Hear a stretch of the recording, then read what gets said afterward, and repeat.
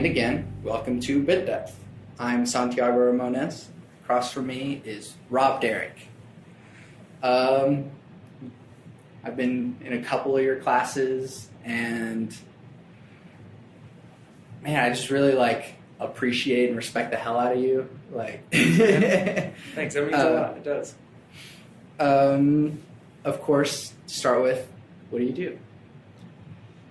Yeah, I have the same response as Sephra. I do a lot. So I teach here at ACM. I teach almost full-time. I'm 1 hour shy of full-time every semester. I also teach at OCCC now. I teach all of the film sound editing courses here, as well as some introductory Pro Tools courses. And I was teaching the introductory graphic design course here, but that's recently been taken over by someone else, which is probably for the best because now I get to focus more on audio production, which is what I'm better at for sure.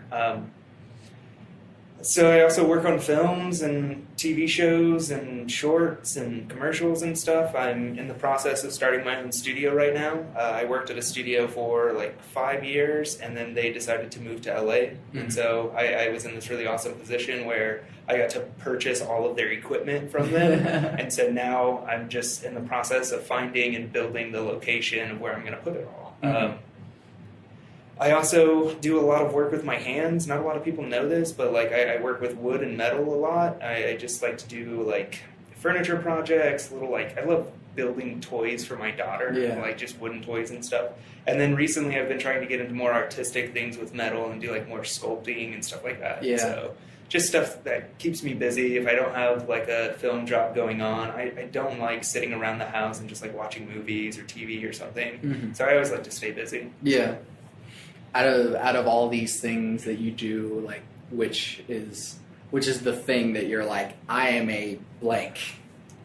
I would say working with sound. I've been obsessed with sound for such a long time, and I've been put in this really great position to not have to worry about being a performer, but just taking sounds that other people have created and then doing something fun with them and editing them and adding processing and making it to where it feels like an actual film or something. Mm-hmm. So I would consider myself, more so than anything else, if you ask me what position I prefer to put myself in, it would be a supervising sound editor because I'm so detail oriented. I do enjoy creating and designing sounds, but I'm not as much of a sound designer as a supervising sound editor. Sure. So I'd rather hire somebody who was more creative than I am and who would do a better job at it, and then me just use their work to make it fit the project. Yeah. So cool. But what do I enjoy doing the most is probably working with my hands with wood. It's just always been very relaxing to me. My grandfather was a carpenter, and he's the one who taught me everything, and he's passed away a few years ago. So now any chance I get to work with wood just reminds me of him and gets me closer to him a little bit. And so that's my favorite hobby for sure. Yeah. So, since you teach it here at ACM, it's kind of different from what we normally get what you teach, because you show us film stuff and we step away from music for a bit. So it's weird. Yeah, what's the connection for you between music and then sound? I mean, it's the sense of sound, It's music is vibrations that our ears pick up and we perceive sound, and that's what I was always obsessed with. It wasn't necessarily the act of being musical or creating really cool sounds, but it was just the fact that there's this really awesome Walter Murch quote that I read to you guys in post-production on day one, and he talks about how the sense of sound is the first sense that we're given when we're just conceived. We haven't even been born yet, and sound rules the solitary queen of our senses, is how he puts it. Because, you can't really, you have touch, and you can't really smell, you can't really taste anything while you're still in the womb, but you hear everything. You hear what is going on in your mother's world. And so I was just always kind of obsessed with sound, because to me it is the most important sense, because if you're in a dark room and you can't see anything, you can still hear somebody walking up on you or something. Yeah. And so I was just sort of always obsessed with sound. my brothers were both musicians, and so I picked up playing music, and then, like what we were talking about earlier, got to a point where I realized there were so many better musicians than I am that I was like, I'm just going to step back, and I'm just going to use the sounds that have been created by other people, and like I still create my own sounds and stuff like that, but I enjoy the editing and processing part of it more so than creating at least something musical. Here, teaching at ACM is kind of weird because, like you said, it's a music production school, and I'm teaching how to use those techniques for sound design and for working on films. And so it's different, and I can tell that coming into certain classes, students don't really understand how much sound is, how big of a role sound plays when it comes to film. And so, like, now I've started telling my students, you'll never look at a film the same way after you take my class because you'll just have a much bigger appreciation for how much it takes. So, I guess there's like a big argument since like the beginning of music, I guess, that there's a line between sound and music. Where do you draw the line? At what point does sound become music, and does music stop becoming musical and start just being sound? I mean, I feel like if you're trying to be creative with it, it's going to be musical. Like, even though I spend most of my time editing like Foley and sound effects and stuff that aren't necessarily musical, it's like I have to approach it from a creative and musical standpoint. Like, sometimes I'll be adding a sound effect where there's music already playing underneath it, and I have to make the sound effects still fit in that same key, or else it just feels weird and awkward. And so, as long as you're trying to be creative, I feel like sound is musical. Like, I use a lot of isotope plugins, and there's this one that's really awesome. And basically, the whole idea of it is you can record any sound and you can make music from it. And when they first introduced it, they put up a video, and it was a guy who recorded the sounds of his toilet. And then he made this awesome little beat and track to it, and it was just him editing those sounds. So it's like, as long as you're trying to be creative with it, I feel like it is musical. And like, even with sound effects, like I said, you have to think of it as being musical, and how does it fit the overall picture. Like, just a sound by itself is, just a sound, but as long as you're thinking about it and thinking about how it works in that environment, I feel like it starts to become musical. So, but again, I'm not that much of a musician, so I probably have a much different answer than other people. So. No, I think that's really cool. How did you get started in doing sound for film? Well, it kind of all goes back, like I said, my older brothers, I've got two older brothers, they were both musicians. My oldest brother played guitar. The middle brother, he picked up a bass because he didn't want to copy our oldest brother, basically. And so it was like, they kind of convinced me to get some drums, and I was playing drums for a while. And then my oldest brother, who plays guitar, he got like this little Sony handheld recorder, and he used to record demos and like EPs and stuff on it. And when he wasn't using it, I used to create soundscapes all the time, just for fun, just because I was bored. And so I would just go around and like think of these sort of stories. Sometimes I would try to write a script. I would just try to create that with just audio. And like, I didn't ever have enough money for a video camera or anything like that. And so it was like, what can I do with the recorder that my older brother has? And so I was just doing those like projects for fun, and I got really interested in it. And then my best friend, he's an amazing guitarist. He got into recording music, and he knew that I was already interested in sound and stuff like that. And so it sort of became, hey, he's going to play the music, and I'm going to spend my time recording. ACM came out, or started, and so I was a student here. I was the second semester class here. And I thought I was going to work in a music recording studio forever. I didn't even realize that film sound was a career choice, honestly. And then I met my mentor, who's a guy named Dave Hannon. He was a sound designer. He was one of my instructors up here. I still work with him from time to time. I still talk to him all the time. And maybe the last 2 weeks of our class together, and it was like my capstone semester, he sent out an internship for the post-production house he was working at. And I applied for it. did not think I was going to get that job at all. I thought I was applying against 20 other students, and I was like, there's no way I'm going to get it. And whenever I went and had the interview, they were like, you are by far the best choice. And so they hired me on. It was supposed to be a 3-month-long internship with possibility of being hired afterwards. And after 3 weeks of working with them, they were like, look, we're just going to hire you as an editor. And then I spent 4 years dialogue editing, which will drive anybody insane. But what was great about it is it made me so detail-oriented. Like I said earlier, I consider myself more of a supervising sound editor because I focus on how do I make these recordings sound and give me the feeling that I'm there in that environment. Whereas sound design is all creative and it's like, how can I make it more, musical, if you will. Sure. And so I spent 4 years of my life focused on how do I make this dialogue sound like I'm sitting in the room with that person. Yeah. And so now it's just, now I spend a lot more time editing sound effects and doing some more sound design stuff, but I just became so detail oriented about making sound accurate. And so that sort of led to that whole supervising sound editor idea that I have, that I'm better at that than sound design because I spent more time focused on making it sound right rather than sound cool. Yeah. So what's sort of the best part of that process? Mixing is so much fun, especially if you're working in surround.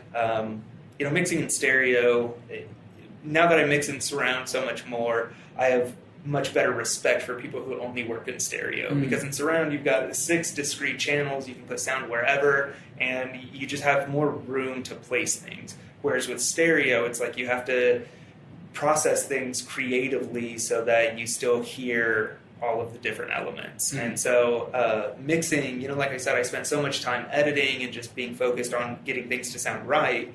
Now I've started to work more towards how do I make all of these elements come together and sound like a movie. Like I noticed a while back that if everything sounds the way it's supposed to, it just sounds stale and static and boring. Yeah. And then you add sound design to it, and that's this creative level that really is added during the mix, and it just feels more cinematic. Yeah. So I enjoy mixing now more than anything else. So, do you have is your favorite movie different from your favorite sound design movie? My favorite movies are probably based off of the sound of the movies, honestly. And I ask students on day one what their favorite films are, and it's just kind of an asshole question for me to ask because it's like asking what your favorite artist is, or something like that. But I like sound, I like movies that don't necessarily feel like I'm in that environment, but it's just really cool and creative, I always think of the movie Drive. They use a very minimalistic approach to the mix, and so there are times where he's in this big car chase and he's trying to evade the police, and before he's spotted by the police, you don't hear any car sounds at all. So he's sort of evading them on this sonic level, and then the police helicopter sees the car, and then the engine sounds punch in, and it's brakes and tires and all this cool stuff. And so it's not necessarily realistic, but it just gives you that emotion, and to me, every sound has an emotion to it, and I try to focus on finding the right emotion for the sound for whatever I'm putting it to. So. And then are there movies that, even some of big movies that you've just been gosh, this sounds awful? Yes, all the time. Being a dialogue editor for so long, the thing that always stands out to me is dialogue. And I've gotten to a point now whenever I watch films, it's hard for me to not just stare at lips moving because that's what I did for 4 years. But The Force Awakens, that one, there's a point where you see Luke Skywalker's lightsaber, and it turns on, and it's not the same sound from the original films. Yeah. And it's still his lightsaber, but it sounds totally different. Yeah. When I saw that in the theater, I wanted to stand up and leave because the sound effect wasn't the right sound effect. And obviously, I pay more attention to the sounds of films than what's happening on screen. Yeah. Because, it's always funny to to kind of analyze other people's like jobs and stuff, especially stuff that they're experts at, because it's you think I'm an expert? That's awesome. Because a common person doesn't see these details and doesn't catch that, and so like it's always interesting to get the perspective of like, oh, I didn't think that the dialogue in a movie was bad. I was just kind of like, I was just watching it. Yeah, yeah. It's so easy to do that, and like now I feel bad for my wife more than anybody else, because we sit down to watch a film or a show or something, and I'm just sitting there complaining the whole time about things. And so it's like, like I said, I tell my students they'll never look at a film the same way after taking my class. And how do you approach sort of having this perspective, being able to, I guess, hear all the secrets, but at the same time knowing that the consumer isn't going to hear it? Yeah, that's a really hard question. I mean, I think about that whenever I'm mixing. I don't necessarily think about that as I'm watching a show or a film or something. But like when I'm mixing or editing, I think about like, okay, I'm going to spend a couple of hours editing Foley. Is anybody ever really going to care if it's there or not? Yeah.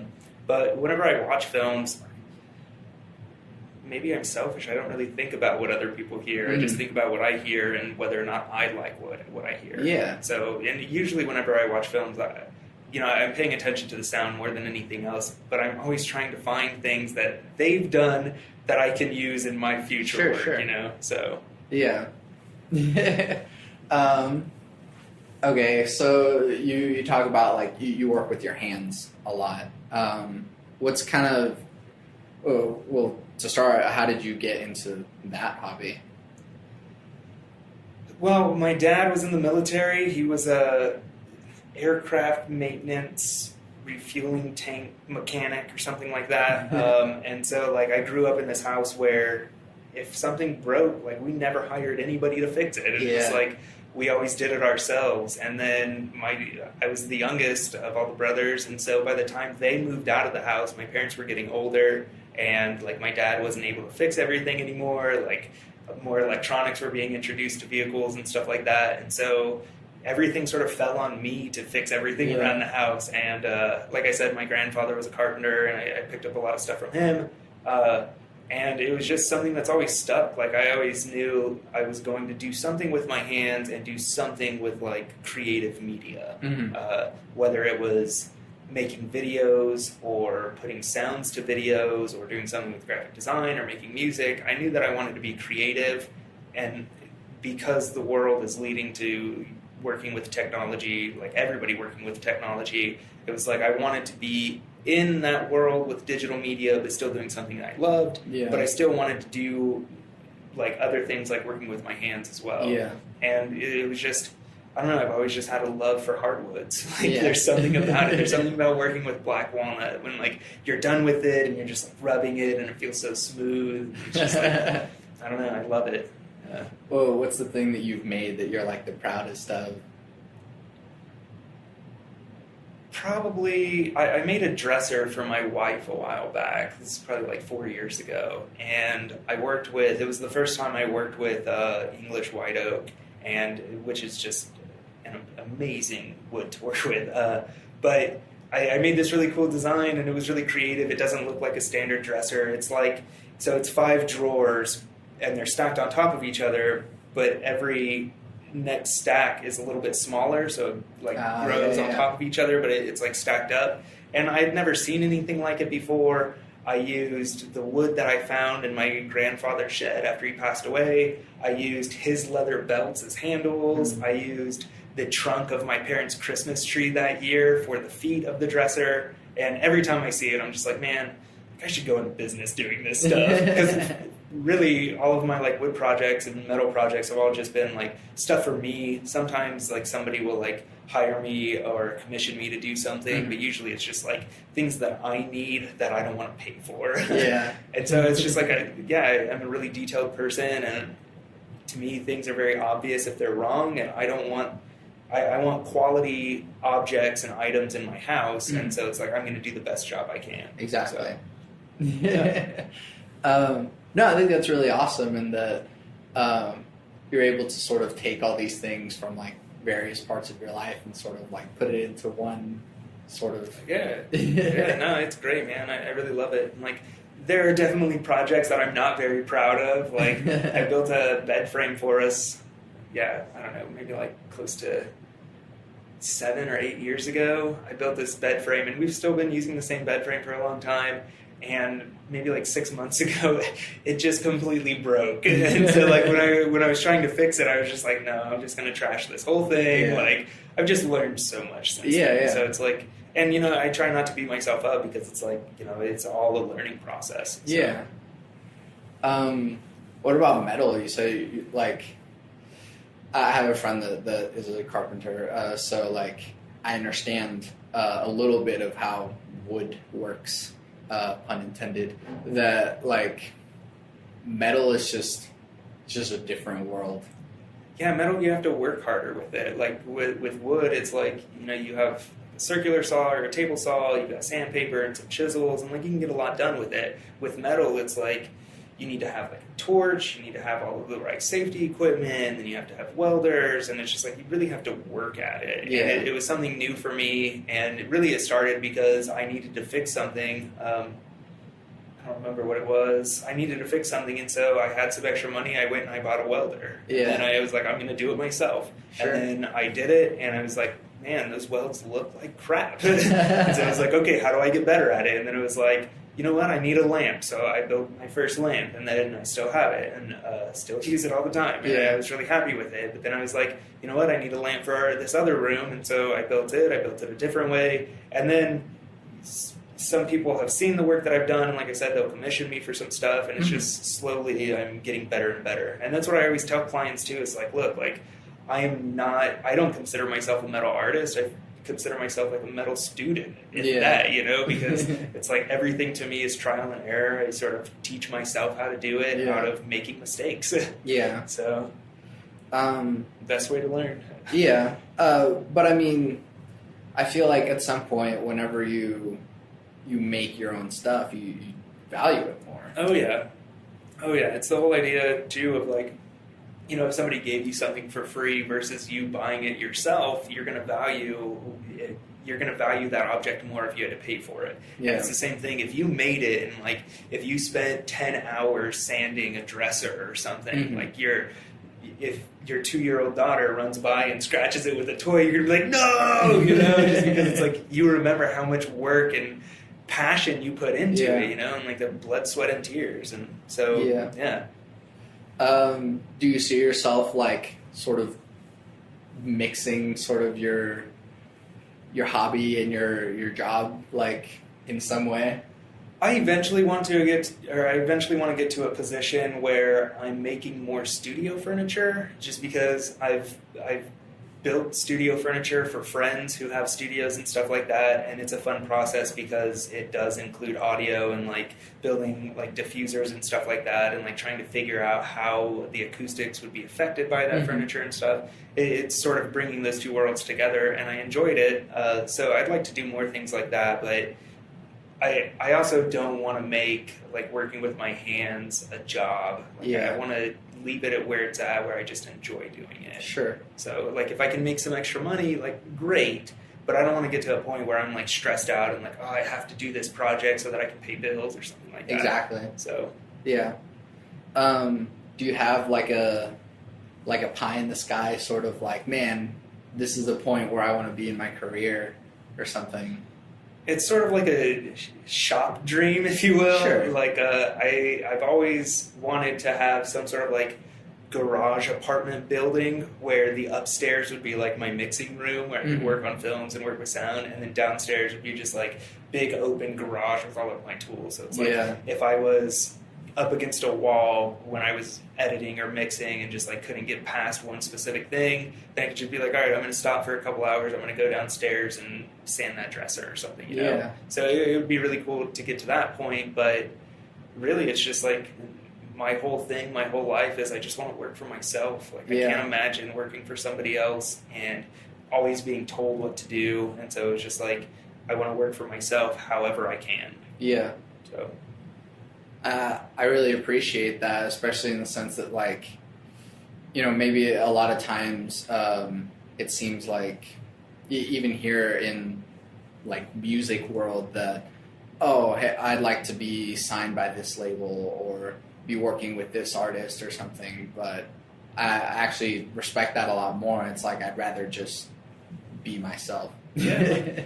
Man, I'm not going to lie, like, we struggle all the time. There are times of the year where we struggle a lot more, at least in terms of money, and, you always ask yourself, like, am I doing the right thing? Like, I could go and get a construction job making $20 an hour building houses or something and be living much more comfortably, but would I enjoy what I was doing? Yeah. Not at all, Yeah. And so it's like, for me, I realized a long time ago that life is incredibly short and it's nothing but a series of events. So I don't need a lot of money to buy me things to give me this idea of happiness. I want to do more things with my life. I want to, as my daughter gets older and older, like I made this little badass step stool that she can climb up into, and she's at the same level as my workbench in the garage. So now when I work on projects, I'm starting to introduce her into it, and like she's going to start helping more. And so it's like, I don't want more things. I want to do more. Yeah. So.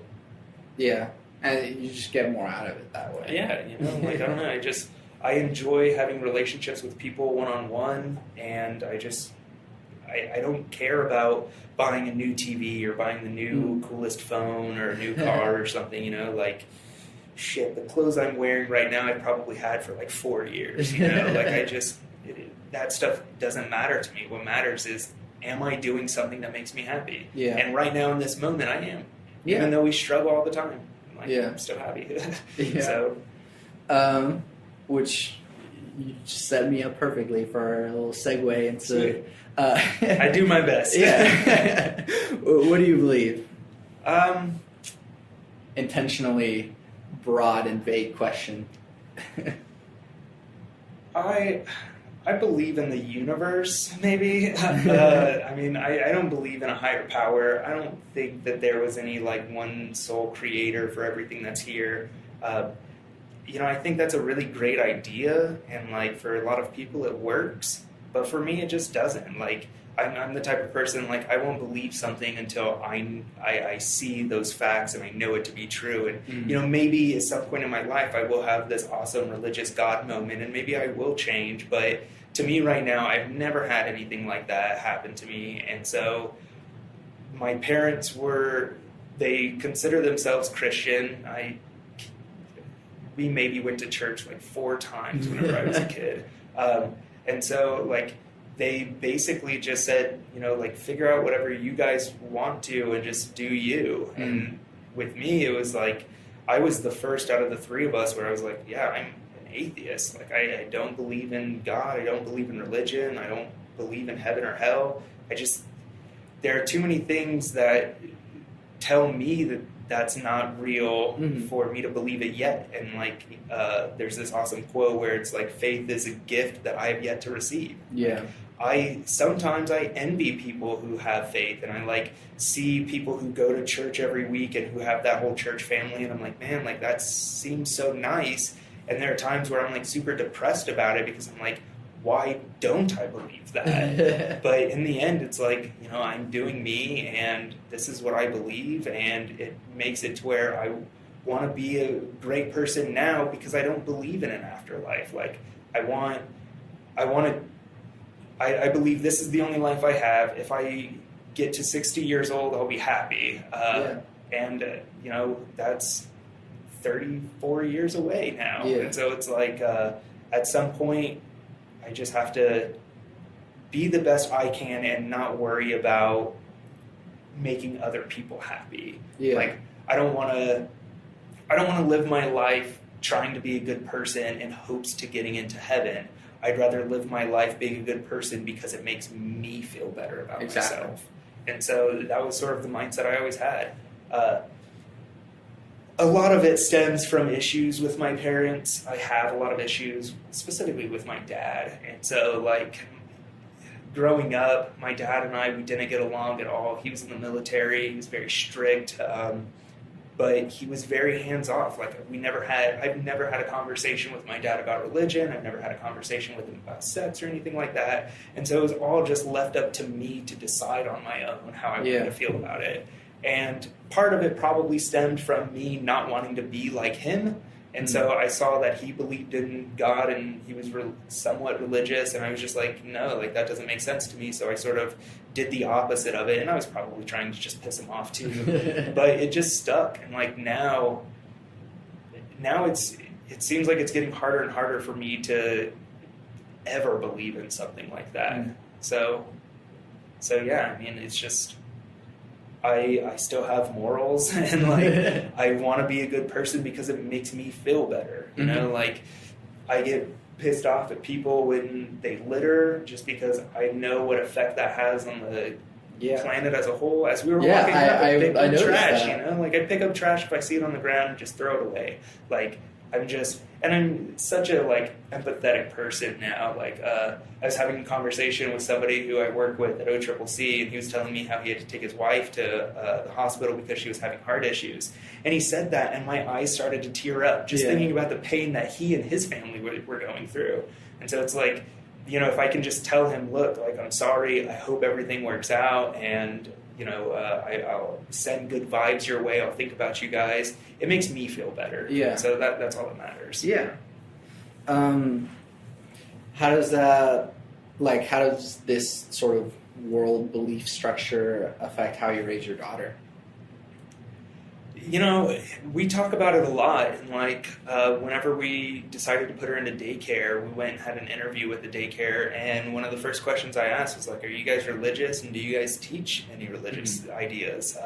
And with me, I don't mind if other people are religious, but I don't want anybody to ever force their opinion on my daughter now and any future kids, including myself. Like, I don't want my daughter to grow up and say, I'm an atheist because my parents are atheists. I want her to make that decision on her own. I don't want other people to necessarily educate her about religion. I'd like to be the one to have those conversations with her, but I still want her to make that decision. And if she is religious, good for her. You know, like if that's what makes her happy, that's awesome. I'm on board, you know, but to me, it was just, or to both of us, me and my wife, it's always been about just setting her up with knowledge and a sense of like understanding for her to make that on her own decision. And so even with Christmas, man, Christmas is so hard for me. And like all of our family, they want to celebrate Christmas and all of this and that. I'm like, man, I'm not going to tell her that there's this guy named Santa Claus who comes and brings her presents. Like, no, I work my ass off for what money I do have. And then when we buy her presents, I'm going to tell her they're from her. And like,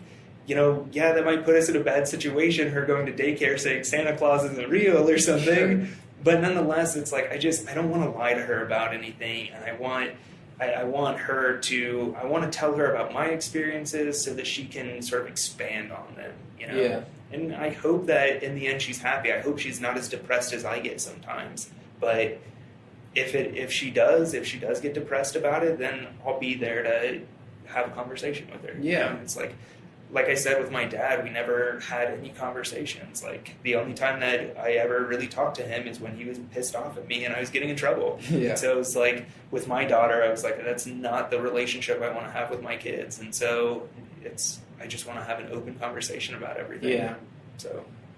And then as far as like morals go, since I mean, you don't lose your morals whenever you like don't have religion, but like how does moral teaching go about in an atheist point of view?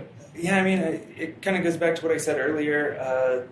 I do good things because it makes me feel good, you know, and like that's what I want her to remember is, you know, like we recycle not because we feel like we have to, but because we like how we feel when we do our part helping the planet, you know? And so it's like, it's all about, if it makes you happy, do it. Even if it's, as long as it doesn't hurt somebody else, you know? Like, I wouldn't say if it makes you happy to go and kill people, go and do it. Obviously you shouldn't. But if it doesn't have an impact on anybody else's life except for your own, or if it doesn't have a negative impact on anybody else's life, then if it makes you happy, just do it. Yeah. You know? Like, it doesn't matter what it is. Just if it makes you happy, just do it.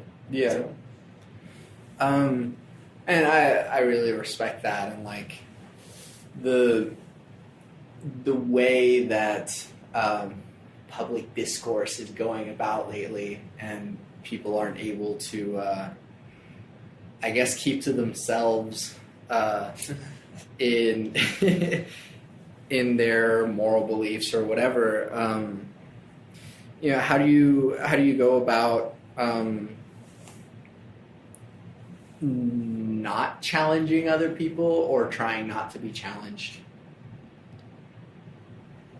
a big problem for me personally is I am sometimes far too honest than what I should be, and I have the hardest time filtering myself. I don't know if you remember, I probably told your class as well, but like day one, I tell my students, look, if cursing is going to bother you, you need to speak up now, because if nobody says anything, like it's who I am, you Sure. know? And so whenever I find myself in conversations like that, I'm honest with them. I don't try to say like, no, your opinion's wrong or anything like that. I respect other people's opinions.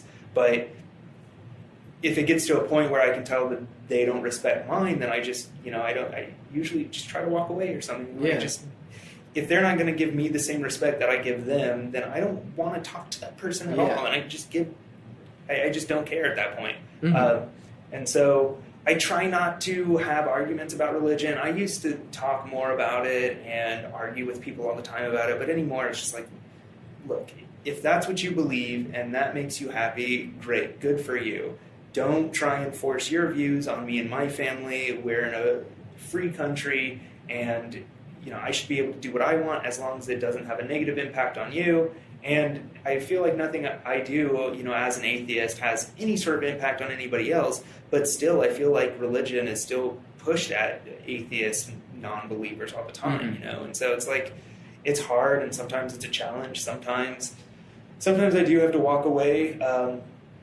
Sometimes there's certain content that maybe is being shown on TV that I don't want my daughter to watch because I feel like it is pushing a certain like religious agenda or something. And if that's the case, I just turn it off and get it out of my life, And like I try not to force my views on anybody else, because for all I know, I'm completely wrong. And like part of me hopes I'm wrong, more people believe in God and are religious than non-believers. And I hope all of those people are right, Like I hope that what you truly believe in your heart and soul, I hope you're right.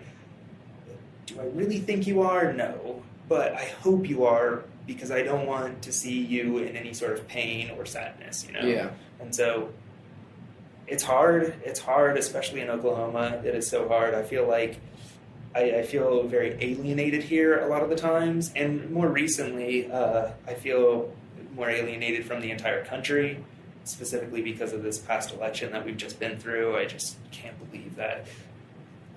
I don't know if I should say a monster like that person was elected, but I don't like the idea of anybody telling me that I'm wrong, and I would definitely never tell somebody else that they were wrong. Sure. So, yeah. I think it's very hard living in Oklahoma and sort of having progressive views in that regard. Now imagine having your ears gauged and a tattoo on your hand. Yeah. Man, like, I can't tell you how often it happens where I start to have a conversation with somebody and I can just, like, I watch their eyes go up and down on my person. Like, I know that they're judging me. And that's one of the worst feelings, because I try so hard not to judge other people, and it's something that, like, immediately gives me anxiety and all of this stuff. And in Oklahoma, like, I stand out like a sore thumb, Sure. And so it's like, I feel that all the time, and I just hope that something starts to change where we're less judgmental of other people, because that's not the world I want my daughter to grow up in. It was really weird for me. Not as soon as we were pregnant, not when we were planning for the baby or anything like that, but as soon as she was born, like, my whole mentality on life changed, like, almost instantly. It was no longer about me and what I wanted to do. It was all about her. And like, every decision I make, everything that I say, I always think about, okay, if my daughter heard me say this or saw me do this, how would she feel about her dad doing that? And like, I told you how I have issues with my dad, and a big part of my life is how to not be like him. And I don't ever want my kids to feel that same way. And so now I think, like I said, everything I do is always about how would she react when she's my age, reading something I wrote or listening to this podcast or something, And so that's helped out a lot, just because it's like now I feel maybe more responsible. Like I feel like everything's for a reason, and that reason is to make my daughter happy. And, like I'm happily married. I love my wife to death, but my daughter is so much more important than my wife, to be honest, just because it's like, like I always, in a text, I always call my daughter my homegirl. And everybody's like, why do you call her homegirl? And it's because no matter what happened, if me and my wife did split up at some point or something like that, my daughter will always be there, and I'm going to be there for her. And so, like, she is the most important thing in my life. Until I have more kids, and then they'll be equal, Like, I was having a meeting at OCCC, and one of the other instructors, he asked me, he's like, how's it been going? I was like, oh man, I'm really busy. He's like, so what kind of busy? Like, what's your most fun thing that you've been doing? My daughter. Like, without a doubt, my daughter. No matter how many other things I'm doing that I enjoy, working with sound, working with wood or metal or whatever, my daughter is my favorite thing in the world. And so everything's about her. I was actually talking to someone recently, and I'll have him on soon, actually. But him and his family, like his wife, and I think he has a daughter, are moving to Australia. And I told him, like, you owe it to your family to, like, find a better place for them. How do you feel about living in Oklahoma and like looking at the future of what it's turning into? We don't want to live in Oklahoma. I can't say that it's not the people and community here, because part of it is, a big part of it is really. It's just because I feel so alienated compared to the community and the peers around and stuff. I mean, there are some really great people here in Oklahoma, but I feel like they're 10% of the population here. Like, it's so low that it's like 1 out of every 10 people I meet are great, but those other 9 people, I could care less. Like, you do you, and if it makes you happy, great, but I don't really care. Like, so we want to move. In fact, we were in the process of moving. I had applied to multiple positions. I had gotten some callbacks. We were in the process of looking at a place to rent. We were on our way out to Colorado. This was 4 years ago. And then we found out we were pregnant. So it was like, no, it had been 3 years ago then. Probably getting close to 4. But so we just decided, it was like, we were already in the process of moving and stuff like that, but it was just like, it's probably not the best time right now to move with our daughter coming into the world and this and that. And so we decided we were going to wait for like 5 years. And I always said that I did not want my daughter to go to Oklahoma public schools. It was a really big thing for me, and it still is, to be honest, it really is. And so we've got a lot of family in Colorado, and we had talked about moving to Colorado.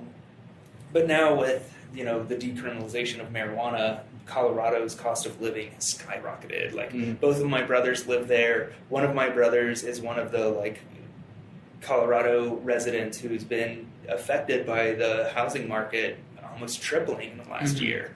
And so anymore, it's like we don't want to move to Colorado. Like, we still go and visit Colorado all the time, but I wouldn't be surprised if we would either end up in, like, northern New Mexico, or my wife really wants to move to Montana. We're both introverts, and we both want to work for ourselves, working from home as much as we can. And she's just, we've always had a thing for the mountains, and so it was always about, we want to live near mountains. She lived in Germany for a while.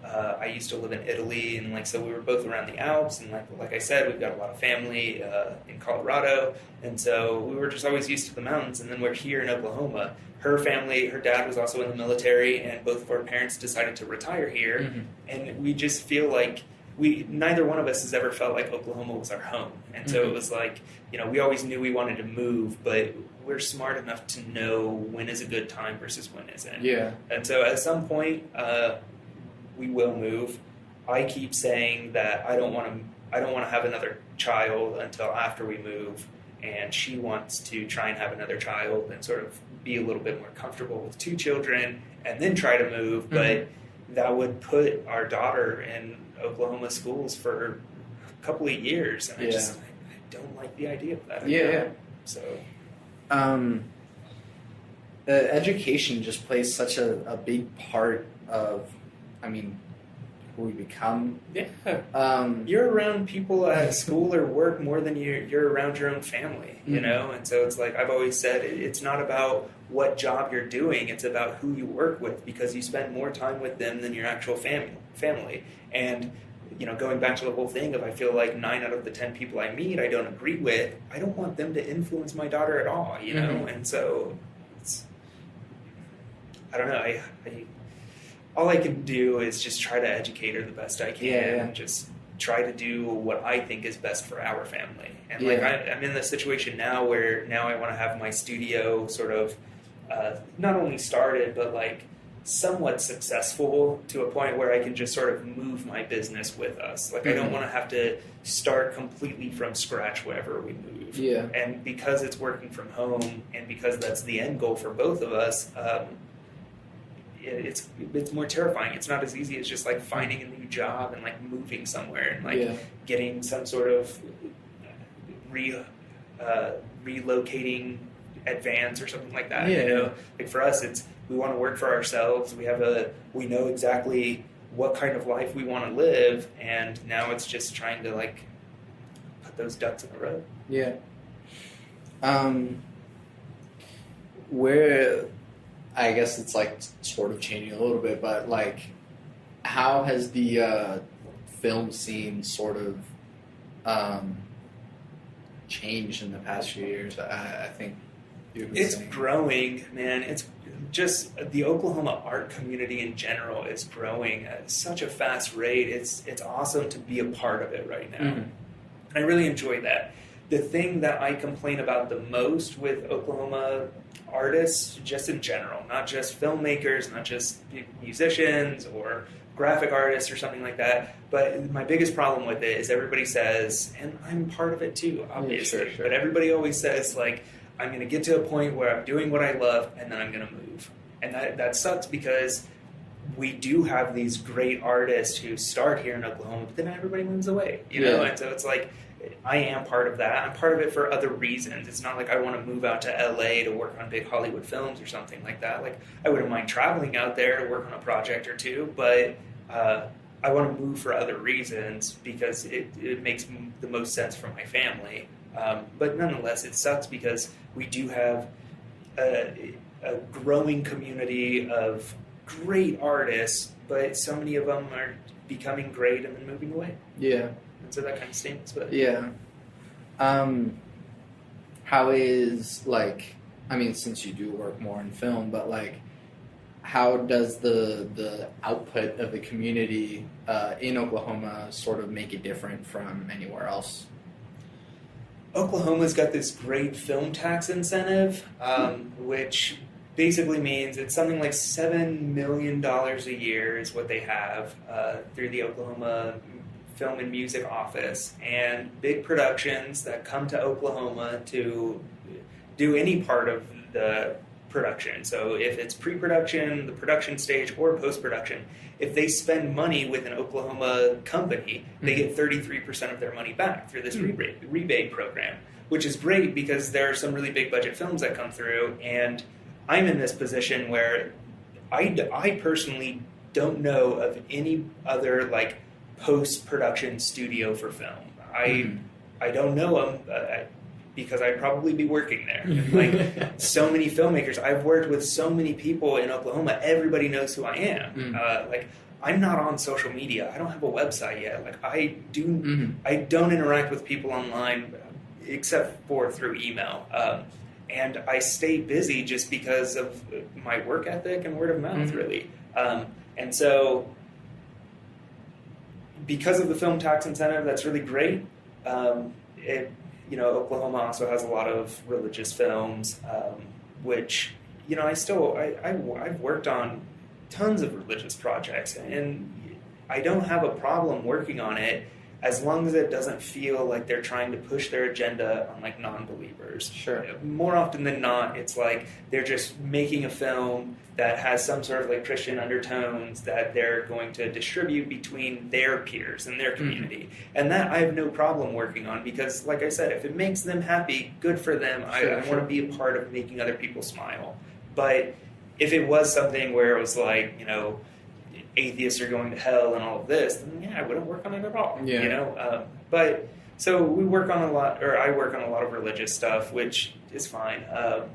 But I also get to work on some really cool projects. There are a lot of just cool little like features that I've done. I've worked on some fun like horrors. I know people who are in the LGBTQ community, and they're filmmakers. I've worked on their stuff, and so it's like, I'm in this great position where there's not really other people who are doing what I do, at least on the level that I've been doing it at. And so everybody sort of knows who I am and comes to me, which is awesome. And then once my studio is built in my backyard, it's going to be even better. Like I was telling you earlier, right now I'm leasing space down in Norman, which I'm basically leasing a music recording studio's control room as I need it. And it doesn't really fit my needs. I don't feel very comfortable because it's somebody else's space. And so whenever I have my own space, it's going to be like, this is what we do here. And I have no doubt people are going to come. Yeah. So. Yeah. Do you think that moving away will sort of make that harder? Or do you think that you'll find...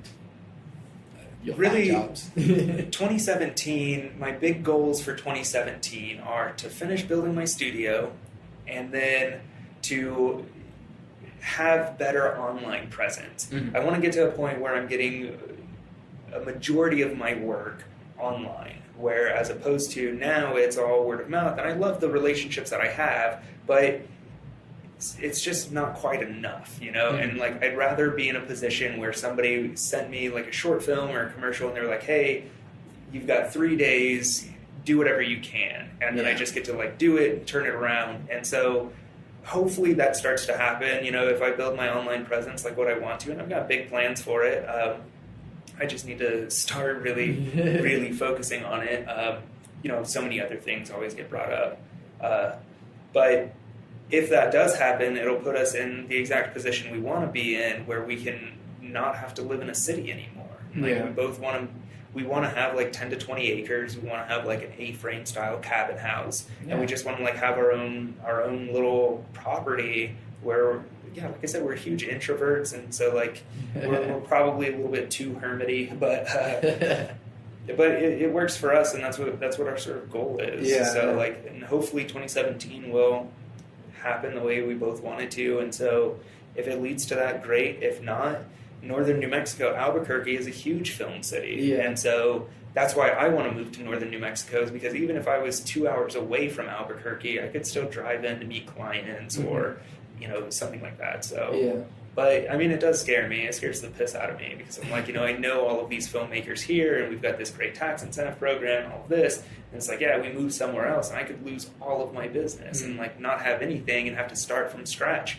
And so that's why I'm trying to build that now to a point where I can do all of my work off-site and just like people just send me their work, I do it. Obviously we'd have conversations. It's not like I would just do it and send it back. Sure.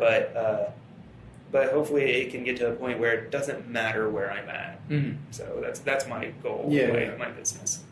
Has there been a project that you've worked on that like really impacted you? That like maybe it's just like a great work of art, or that maybe I don't know, but I mean, every project, when you spend 2 months in an editing bay by yourself looking at a screen, like everything sort of leaves its mark with you. I don't know that there's any one project that I've worked on that like had a good impact on me that's lasted. I have worked on, there was one project that I worked on. I hated working on it so much. I told them that I would do it because I was in a bad spot. I needed money.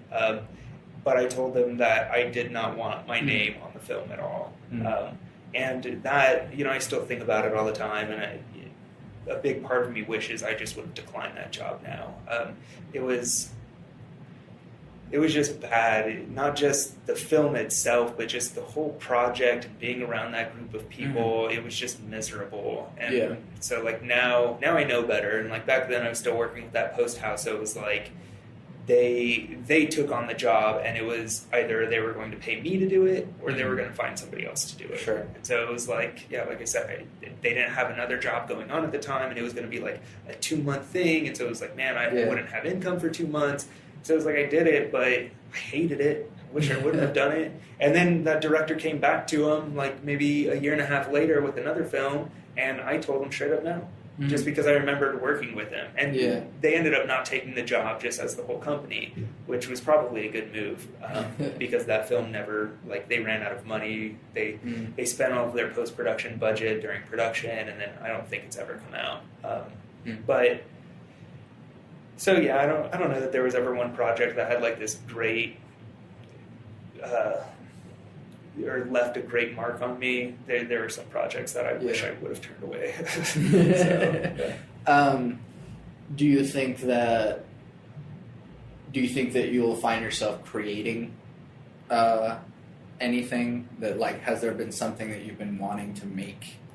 Yeah. There are a few things, talking about sound specifically, not talking about like the working with my hands projects, because there's always stuff that I think about with that stuff. But with sound specifically, I've been wanting to move towards creating my own sound effects libraries and licensing those. But not only that, like creating videos of the process of me recording the sound effects, like writing blog posts about it, and like having multiple levels of content to put out that would hopefully lead more clients and more people who are interested in audio to my website just to see what it is that I'm doing and stuff. And so I want to get into recording and licensing sound effects. I've also had this project that I've wanted to do for a really long time. I've sat down and I've written like 4 out of the like 12 scripts that I have the idea for. But I've, going back to how I said I started working with and recording my own soundscapes, I want to do this thing where I basically have, so think of it as like individual seasons of a show. None of the seasons, like it's not an ongoing story. Each season is a completely different story.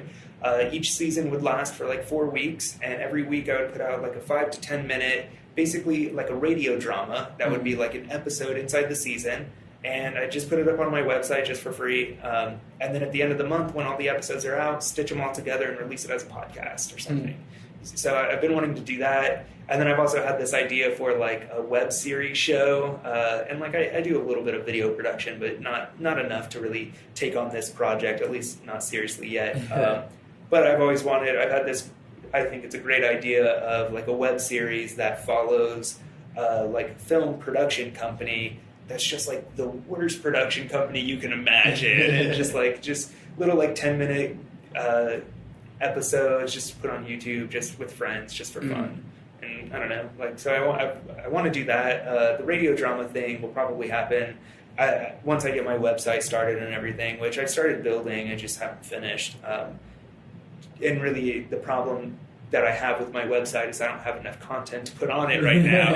And so it's like, but once that's all in place, I feel like I'm going to start doing more things like that. So, yeah.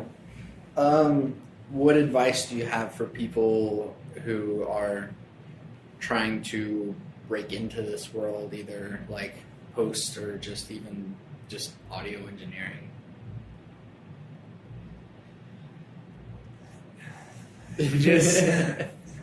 Especially with ACM, it's there's so many kids who come through this school now who want to be engineers and producers and stuff. And like, if you want to be an engineer, producer, if you want to be a professional creative in any manner, you've got to realize what you're up against first and foremost. And you've got to realize that if you're not thinking about it every day, all day, it's probably not going to happen for you. Sure. It's like you have to be. I tell all of my students, you cannot fake passion, and that's one thing people are going to pick up on. Like if you're doing sound effects for a film and you just hate it, the client's not going to come back to you, you know, and like they're going to talk to other people who could have been potential clients. And so if you want to do something creative as your career, do it with absolutely no expectations and do as much of it as you can without expecting to make it or expecting to be successful. You should just do it because you love doing it. And if your passion's there, I like to think that if your passion's there and if you're working your ass off, it's going to come around. Mm-hmm. And so I would just say, figure out what it is you want to do and just do it. Just do as much as you can and immerse yourself in it, like learn as much as you can and just don't give up and just do more. Yeah. And I guess just like, what advice do you have for people in general? Don't be an asshole. Don't think that because you have certain views on the world that you're right. Like I said, you know, I hope I'm wrong in a lot of my views. And definitely don't push your views on somebody else, you know? Like, as long as what somebody else is doing isn't having a negative effect on you, like, let them do it, you know? Mm-hmm. Like, even if it is something that you think is horrible, like, if it's not directly causing you pain and suffering and sadness, just who cares? Let them do it, you know? And so, I don't know, just be nice to people. Look out for our planet. That's the thing that scares me the most, man. You know, I don't like our new president, but the thing, and all of his policies are probably horrible, at least for how I feel. But you know, like, this is the only planet that we know of in the entire universe that can sustain human life, and treat it like shit, you know? Yeah. Like, think about how much trash and garbage is on this planet. Think about all the CO2 emissions that we're putting into the air constantly. Plus, if we find another planet, the concept of light years. Yeah, come on. Like, are you kidding me? I'm like, that's the thing that I'm scared about. And, like, you know, knowing that my daughter's going to live longer than I am, I can't imagine the shit she's going to see. If she has kids, what are they going to go through, you know? And so, I don't know, I try to be an advocate for Mother Earth. Yeah. Like, so. Cool. Rob, thank you for doing this with me. Where can we find you and your stuff? Come just talk to me. Really, I love talking to people. I don't care what their views are or whatever. Like, I just like having conversations with people. I'm not on social media. I'm on Instagram, but I don't ever post or anything. I very rarely get on it. But, like, if you want to get a hold of me, you can always email me. It's theaudiojanitor@gmail.com. That's a great get. It is, man. Because, like I said, I spend so much of my time just cleaning up shit audio. It's like, I'm an audio janitor, so it's theaudiojanitor@gmail.com. And, I'm always up here, or not always, but I'm up here at ACM a lot. If anybody's around OCCC, they can go to the digital cinema production department. I'm around there pretty regularly. And then, if you're interested in post-production and stuff, like I said, my website will probably be launched in the next month or two, and it'll be theaudiojanitor.com. So look out for that. Yeah, awesome. Thank you. And I'm Santiago Ramones. I make music. You can find all that on my website, santiagoramones.com, as well as this podcast, which I always end with my 3 things.